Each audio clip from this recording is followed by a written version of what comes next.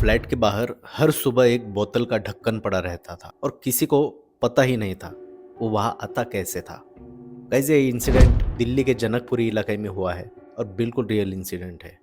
3 लड़कियां, पलक, ईरा और रोशनी। Guys, safety reason की वजह से इन तीनों के भी नाम हमने चेंज किए हैं।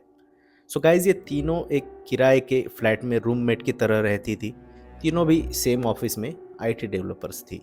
शुरुआत में इनके साथ सब नॉर्मल था, लेकिन कुछ दिनों बाद हर सुबह उनके फ्लैट के दरवाजे के सामने कोल्ड ड्रिंक के बॉटल्स के कैप पड़े मिलते थे।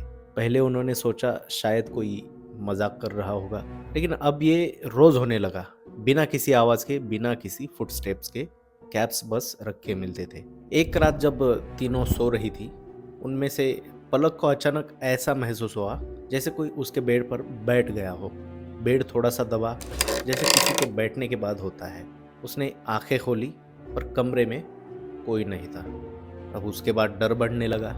मॉर्निंग में जब पलक उठी तो उसने ईरा और रोशनी को रात में जो उसके साथ हुआ वो बताया। गाइस, शॉकिंग बात यह है कि ईरा और रोशनी के साथ भी कुछ दिनों से ये सेम बेड वाली घटना हो रही थी। कैप्स अब कभी दरवाजे के पास तो कभी बालकनी में मिलने लगे। तीनों ने आसपास पूछा, लेकिन किसी ने कुछ नहीं देखा, कुछ नहीं सुना।